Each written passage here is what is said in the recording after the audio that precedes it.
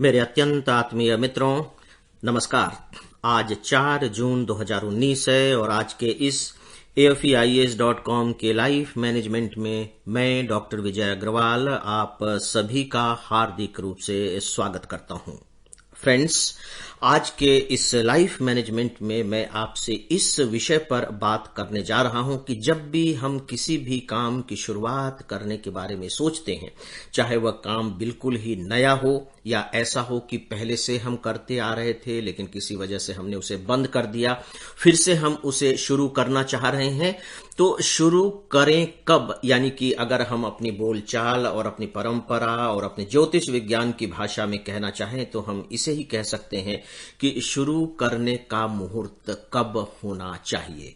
और इसका फैसला कौन करेगा? हम या फिर किसी पंडित के पास जाएं, किसी ज्ञानी व्यक्ति के पास जाएं, किसी ज्योतिषाचार्य के पास जाएं और उससे पूछें कि इस काम की शुरुआत मुझे कब करनी चाहिए। आइए, लेकिन इससे पहले कि मैं अपनी बात की शुरुआत करूं, मुझे लगता है कि यह बता देना बेहतर होगा कि मैंने इस समय इस विषय को क्यों चुना। उसके पीछे कारण है। कारण मित्रों बहुत स्पष्ट है, बहुत ही सरल सा है और वह यह कि आप सब जानते होंगे कि अभी संडे को आईएएस की प्रारंभिक परीक्षा हुई और इस प्रारंभिक परीक्षा में बहुत से स्टूडेंट्स के पेपर अच्छे बने होंगे तो उन्हें अब मुख्य परीक्षा की तैयारी करनी है। बहुत से स्टूडेंट ऐसे होंगे जिनके पेपर बहुत खराब हुए हैं और उन्होंने ये फैसला ही कर लिया है कि अब वो इस परीक्षा में नहीं बैठेंगे, तो फिर तो बात ही खत्म हो गई।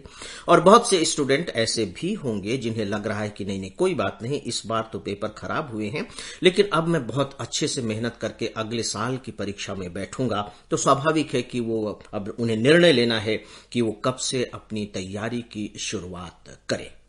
इसी बात को ध्यान में रख करके मैंने इस विषय को चुना है।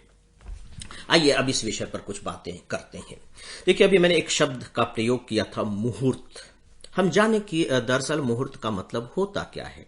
सामान्यतया हमारे दिमाग में अब यह बात बैठ गई है कि मुहूर्त का मतलब होता है कोई पवित्र क्षण, पवित्र भी न कहे बल्कि यूं कह लीजिए कि शुभ क्षण। हम विवाह का मुहूर्त दिखाते हैं कि किस समय पर 7 फेरे कराए जाएं या जो भी उसकी परंपराएं हैं, किस तारीख को शादी कराई जाए और तारीख ही नहीं बल्कि उसके साथ ही साथ कितने बजे फेरे कराए जाएं। राइट। हम जब गृह प्रवेश करना चाहते हैं तब हम मुहूर्त दिखाते हैं कि किस दिन और उस दिन के किस समय हम नए घर में प्रवेश करें और इससे हमारे मन में यह विश्वास पैदा हो जाता है कि चूंकि उस समय ग्रहों की स्थितियां बहुत अच्छी रही होंगी, वह जो क्षण है बहुत ही शुभ रहा होगा, बहुत ही पवित्र रहा होगा, तो वह हमारे फेवर में होगा। राइट। अब मैं आपको एक घटना बता रहा हूं। ये घटना है मित्रों उस समय की जब राष्ट्रपति के चुनाव होने थे और उम्मीदवार के रूप में अब्दुल कलाम साहब भी खड़े हुए थे और अब्दुल कलाम साहब को भारतीय जनता पार्टी का सपोर्ट था, अटल बिहारी वाजपेयी जी का सपोर्ट था। तो अटल बिहारी वाजपेयी जी के एक बहुत ही निकटतम लीडर थे प्रमोद महाजन जी, जो महाराष्ट्र के थे। तो उन्होंने प्रमोद महाजन जी से कहा कि आप जाइए और कलाम साहब से ये पूछ करके आइए कि वो राष्ट्रपति पद के अपने उम्मीदवारी के लिए जो फॉर्म भरा जाता है, नामांकन फॉर्म भरा जाता है, उसे कब भरना पसंद करेंगे, यानी कि किस डेट को और किस समय। प्रमोद महाजन जी कलाम साहब के पास गए और कलाम साहब ने क्या उत्तर दिया ये सुनिए। उन्होंने कहा कि जब तक यह पृथ्वी 24 घंटे में अपनी धुरी का एक चक्कर लगाती है और 365 दिन में सूर्य का एक चक्कर लगाती है, तब तक मेरे लिए हर दिन और हर दिन का एक एक क्षण शुभ है। देखिए उन्होंने कितनी खूबसूरत बात कही है ना। पृथ्वी अपनी धुरी पर चक्कर लगाती है तो आप जानते हैं इससे दिन और रात होते हैं और जब वो सूर्य की एक परिक्रमा पूरी करती है तो उससे मौसम बदलते हैं। यानी कि जब तक विज्ञान का यह सत्य मौजूद है कि पृथ्वी अपनी धुरी पर परिक्रमा करती रहेगी, वह सूर्य की परिक्रमा करती रहेगी, तब तक कोई भी क्षण, कोई भी समय का छोटा से छोटा हिस्सा भी मेरे लिए समान है और उसे मैं पवित्र रूप में लेता हूं, उसे मैं शुभ रूप में लेता हूं। और उसी के आधार पर उन्होंने कोई भी समय जो उनकी सुविधा के अनुसार था निर्णय लिया और अपना नामांकन भर दिया। देखिए उन्होंने कोई मुहूर्त नहीं दिखाया, वो राष्ट्रपति बने। अब पता नहीं वो मुहूर्त इत्तफाकन शुभ हो गया था या पता नहीं क्या था, और केवल राष्ट्रपति ही नहीं बने बल्कि हिंदुस्तान के जो बहुत ही सफलतम राष्ट्रपतियों में माने जाते हैं, जो बहुत ही लोकप्रिय राष्ट्रपतियों में माने जाते हैं, और बल्कि मैं ये कहूंगा कि जो जनप्रिय राष्ट्रपति माने जाते हैं, उनमें से कलाम साहब एक हैं। कलाम साहब ने ये बात क्यों कही? देखिए, सीधी सी बात है कि उनके पास एक वैज्ञानिक चेतना थी, है ना, साइंटिफिक टेम्पर था। वो चीजों को परंपरा के तौर पर नहीं देखते थे कि चूंकि चीजें होती चली आ रही हैं तो वैसे ही किया जाना चाहिए।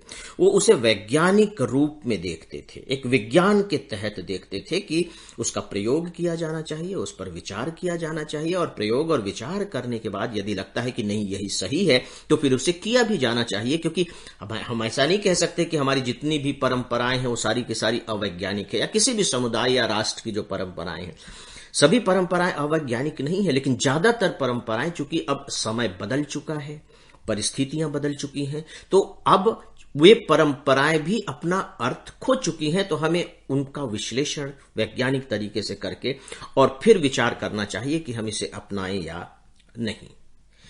तो दोस्तों, अब सवाल उठता है हमारे स्टूडेंट्स के लिए कि वो अपनी तैयारी की शुरुआत कब से करें।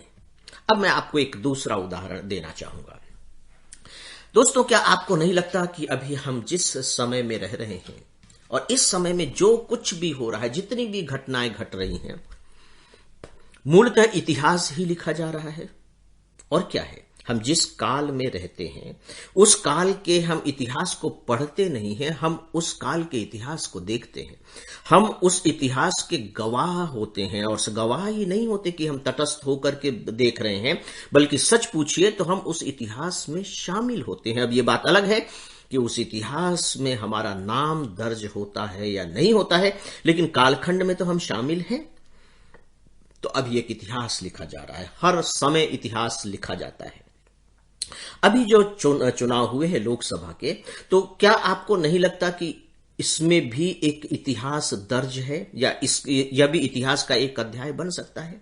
और आप सोच करके देखिए। अब मैं आप सबको एक तथ्य देता हूं, और बेहतर होगा कि आप भी इन तथ्यों पर विचार करें, क्योंकि हमारे चारों तरफ चीजें बिखरी पड़ी है, रोज घटनाएं हो रही हैं, रोज ही इवेंट्स हो रहे हैं, रोज ही बातें कही जा रही हैं, जिनसे हम अपने जीवन के लिए बहुत अच्छे अच्छे संदेश निकाल सकते हैं। उसके लिए हमें इतिहास में जाने की जरूरत नहीं है। कल जो हो चुका है वो आज के लिए इतिहास ही है। मित्रों, आप केवल इस प्रश्न पर विचार कीजिएगा कि अभी जो चुनाव हुए और इस चुनाव में भारतीय जनता पार्टी को जो इतनी अद्भुत सफलता मिली है, ये सफलता आसान सफलता नहीं है, बहुत अद्भुत सफलता है। उस सफलता के पीछे कारण क्या है, आपको इसकी तलाश करनी चाहिए। ऊपरी कारणों पर मत जाइए, है ना, कि सरकार की ये योजनाएं लोगों ने बहुत पसंद की और कांग्रेस पार्टी ने विरोध बहुत अच्छे से नहीं किया और फलाना फलाना, उन्हें छोड़िए, है ना, वो तो राजनीति के स्तर की बात है और थोड़ी सी बौद्धिक किस्म की बात है, उसको छोड़िए। हम केवल इस सफलता के उन कारणों को ढूंढें जो हम भी कर सकते हैं।